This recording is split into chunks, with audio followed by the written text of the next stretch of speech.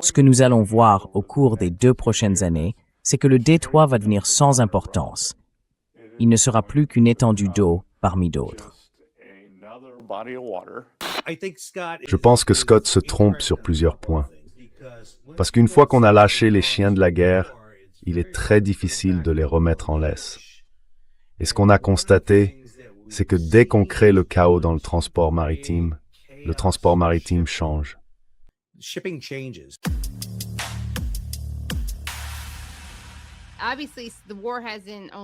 Évidemment, la guerre n'a pas seulement, disons, modifié les circuits de transport maritime aux États-Unis, il y a aussi eu des perturbations à l'échelle mondiale, évidemment. Le détroit d'Ormuz, bien sûr, mais aussi, de plus en plus, le détroit de Bab el-Mandeb. Voici le secrétaire au Trésor de Trump, Scott Bessent, la semaine dernière lors d'une interview sur 12 News, parlant de l'importance future du détroit d'Ormuz.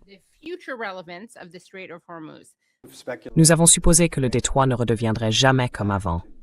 Qu'en diriez-vous?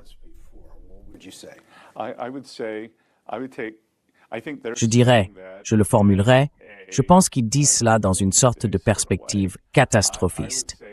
Moi, je le dirais autrement. Le détroit ne redeviendra jamais ce qu'il était, parce que les Iraniens ont essayé de l'utiliser comme un point d'étranglement. Ce que nous allons voir au cours des 2 prochaines années, c'est que le détroit va devenir non pertinent.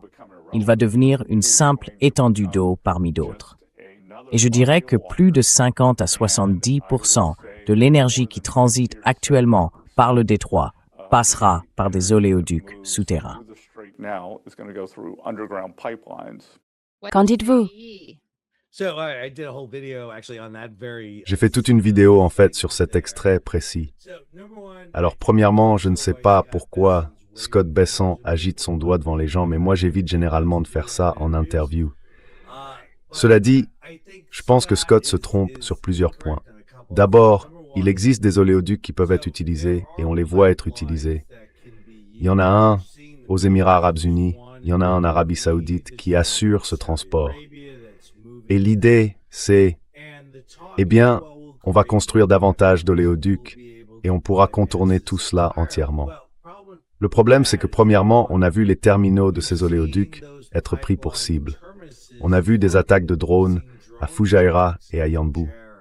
Donc, même si vous obtenez un contournement de cette manière, par exemple, les Houthis viennent tout juste de commencer à attaquer des navires saoudiens.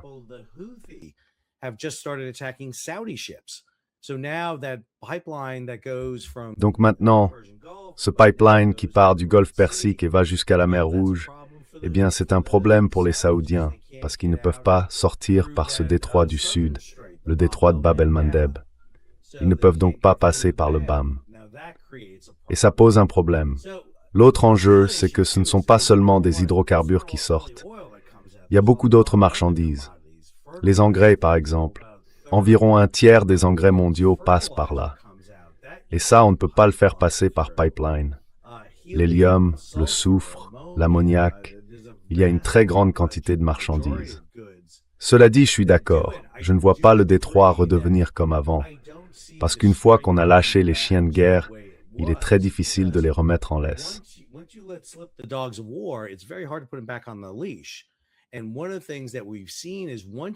Et l'une des choses qu'on a constatées, c'est que dès lors qu'on crée une forme de chaos dans le transport maritime, ce transport change. Les routes vont changer. Les gens vont commencer à chercher d'autres endroits où se procurer leurs marchandises. Par exemple, si vous commencez à assécher le golfe Persique, eh bien je vais aller au Nigeria, je vais aller au Brésil, je vais aller au Guyana, je vais aller aux États-Unis et essayer de trouver mon pétrole ailleurs. Peut-être que j'achèterai mon gaz naturel au Qatar. L'un des pays qui bénéficie le plus de ce qui se passe actuellement, c'est la Russie.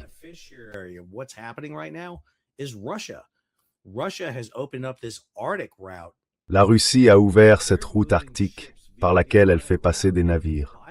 Elle peut contourner tous ces goulets d'étranglement et faire passer ses navires par la mer de Bering, directement dans le Pacifique. Elle y transporte du gaz naturel liquéfié, elle y transporte du pétrole, et à bien des égards, c'est l'un des plus grands bénéficiaires.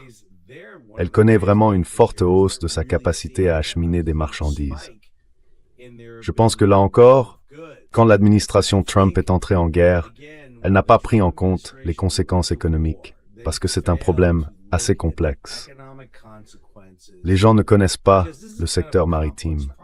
Et Bessant, le secrétaire Wright, et ceux qui auraient dû être là pour en parler ne l'étaient pas. Et même dans ce cas, je ne suis pas sûr à 100% qu'ils comprennent pleinement ce qui se passe.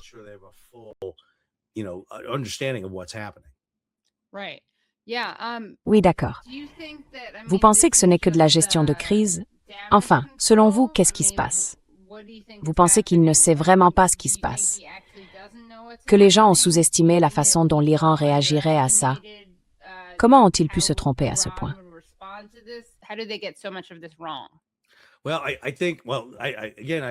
Eh bien, je pense que, encore une fois, je reviens au fait qu'ils envisageaient 2 à 4 semaines.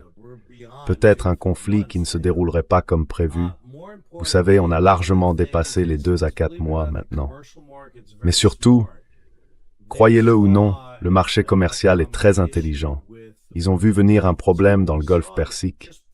Et donc, juste avant le conflit, on a expédié davantage de pétrole, avec plus de pétrole en mer et à terre que jamais auparavant.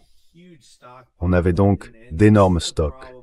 Et c'est le problème que j'ai avec des déclarations comme celle du secrétaire Bessant. On est en train d'épuiser ces stocks. La réserve stratégique de pétrole des États-Unis est à environ la moitié de sa capacité. Celle du Japon a été fortement entamée. Même les volumes massifs qu'on a habituellement, on a généralement de l'ordre de 100 millions de barils au large de Singapour, à flot, à un moment donné, ont diminué.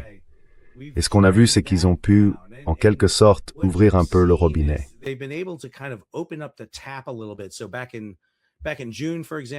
Donc en juin dernier, par exemple, ils ont réussi à faire sortir des navires. Même des navires iraniens sont de nouveau sortis. Et ça atténue un peu la pression. Le problème, c'est qu'ils arrivent au point où il n'y aura plus aucune solution de repli. Et là, ça ne provoquera probablement pas de pénurie de pétrole et de gaz aux États-Unis. Ce ne sera sans doute même pas le cas en Europe, ni dans la plupart des grands pays développés. Mais dans les pays du monde qui ne le sont pas, ils n'ont pas l'argent pour payer ça. C'est là qu'on voit des conflits, c'est là qu'on voit surgir des problèmes, et ça se répercute sur le marché mondial. Et tout à coup, cela pourrait avoir beaucoup de conséquences, parce que vous avez désormais des pays qui se battent pour le carburant, pour l'énergie. Ce n'est pas ce qu'on souhaite. On veut vraiment que l'océan soit ce vaste espace bleu commun, ouvert, où les marchandises peuvent circuler librement, comme sur une route ou une autoroute. Pouvez-vous nous parler un peu de l'Ever Given et expliquer pourquoi un immense défi logistique?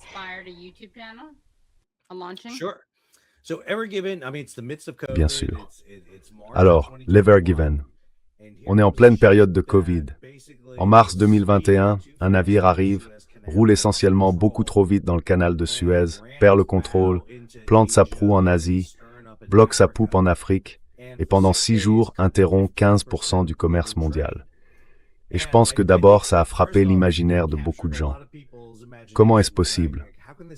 Parce que ce navire est énorme. Il fait presque 430 mètres de long. Il est plus grand qu'un porte-avions. Il transportait 20 000 conteneurs. Il avait un équipage de 22 personnes.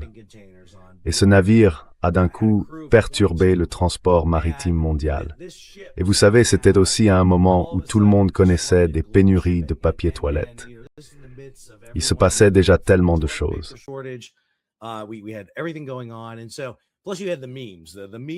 Et puis, il y avait les mèmes. Les mèmes sur cette histoire étaient géniaux. Je veux dire, la petite pelleteuse qui essayait de le dégager résumait vraiment ce qui se passait dans le monde à ce moment-là. On m'a demandé de passer sur BBC World News parce que j'écrivais pour un média appelé G-Captain. Ils m'ont dit « Eh, vous pouvez venir parler de l'Ever Given ». Et je l'ai fait. Je suis passé à l'antenne pour parler environ 5 minutes de l'Ever Given. Mais j'ai parlé de l'histoire du canal de Suez. J'ai parlé du transport maritime. J'ai parlé de l'histoire des porte-conteneurs et ils ont adoré. Ils m'ont dit, on va vous faire revenir plus souvent. Et ça m'a plu. J'adore faire ces interventions de 5 minutes, mais je me suis dit, d'accord, j'ai beaucoup plus de choses à dire.